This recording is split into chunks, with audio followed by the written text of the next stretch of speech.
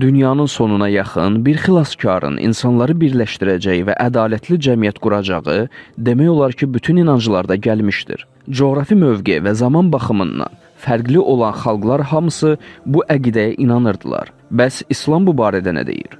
İslamda Məhdi anlayışı daha çox hədislərdə gəlsə də, Qurani Kərimdə də bu mövzuya işarə edən ayələr var. Məhdi barəsində olan bir qrup ayələrin mahiyyəti budur ki, Allah gələcəkdən xəbər verir və ədalətli, hamının vahid dində olacağı bir cəmiyyətdən danışır. Biz zikirdən sonra Zəburda da yazmışdıq ki, yer üzünə mənim əməli salih qullarım varis olacaqlar.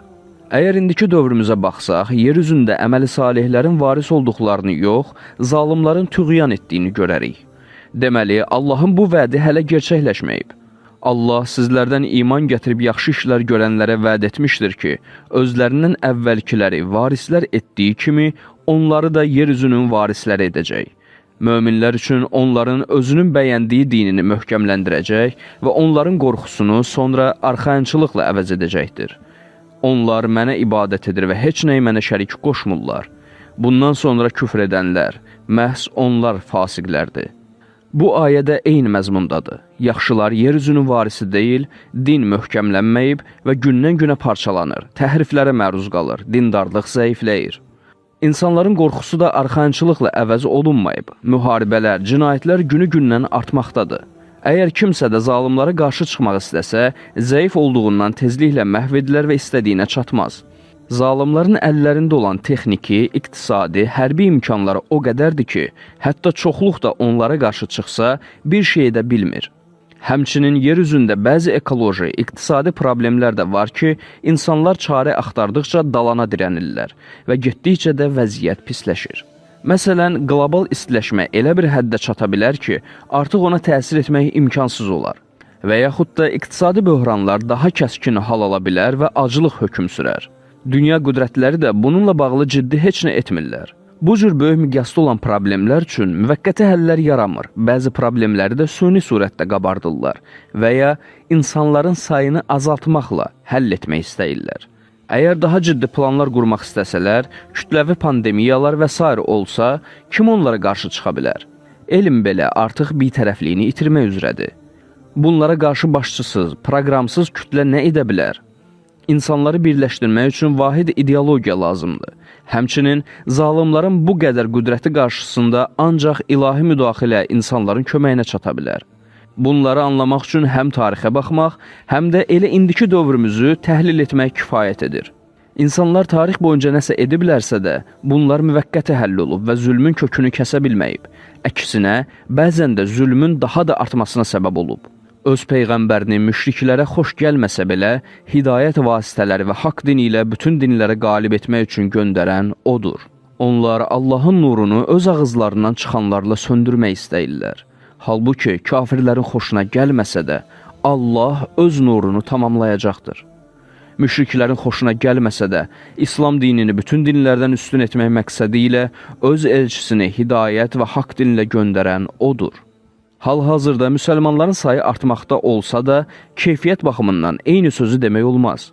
İslam istisnasız bütün dinlər üzərində qalib ola bilməyib. Allah bu planını nə vaxtsa da həyata keçirəcəkdir. Onlarla, müşriklərlə heç bir küfür, fəsad və təhlükə qalmayana və din tamamilə Allaha məxsus olana kimi vuruşun.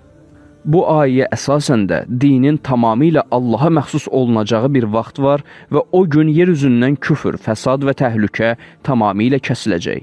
Əgər bu ayəni indi tətbiq etmək istəsək, bir nəticəyə vara bilməyəcəyik. Həm də bu meyarları düzgün təyin edə bilmərik və günahsız insanların da ölümünə səbəb ola bilərik. Əvvəldə də qeyd etdiyimiz kimi, indi küfür və zülm demək olar ki, ən qüdrətli dövrünü yaşayır. Onlara qarşı ilahi müdaxilə mütləqdir. Ümumiyyətlə, Qurani Kərimə əsasən, bəzi dövrlərdə Allah bəzi bəndələrini yer üzündə xəlifə etmişdir və onlardan bəziləri çox böyük qüdrətə çatmışdılar. Bunlara misal olaraq, Həzrət Süleymanı və Həzrət Zülqərnəyni aleyhimussalam göstərmək olar. Həqiqətən biz ona yer üzündə hökmranlıq verdik və hər şeyin yolunu ona öyrətdik.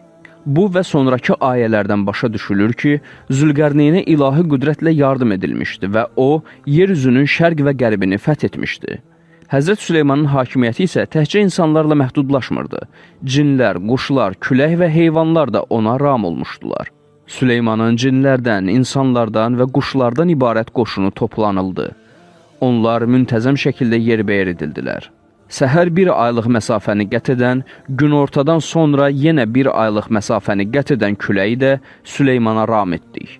Biz onun üçün mis qaynağını sel kimi axıtdıq. Rəbbinin izni ilə cinlərin bir qismi onun qabağında işləyirdi. Onlardan kim ki Süleymana itaat etməyib əmrimizdən çıxırdısa, onu cəhənnəm oduna düçar edirdik.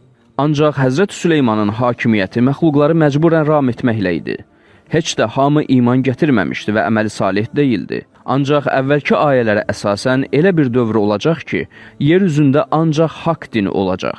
Möminlər üstün olacaq və küfrün kökü kəsiləcək. İlahi müdaxilə olmadan insanlardan və cinlərdən olan şeytanlarla necə mübarizə aparmaq olar? Allah indiyə qədər nə vaxt bu proqramı təsadüfi şəxslərə tapşırıb? İlahi qaydaya əsasən Allah həmişə xəlifəni özü seçib və bu cür böyük proqramlara da birbaşa öz ilahi qüdrəti ilə müdaxilə edib.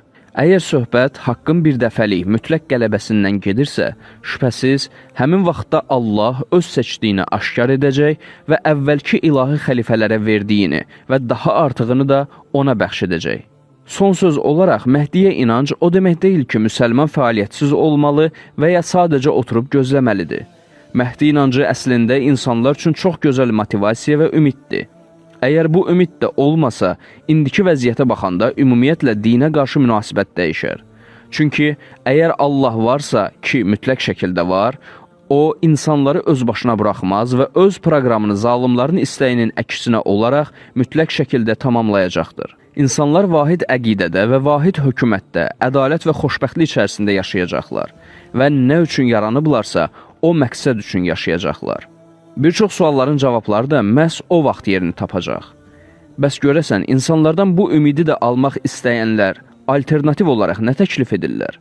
Onların Tanrı inancı ilə yaradıb öz başına buraxıb din zad yoxdur deyən deistlər arasında heç bir fərq yoxdur.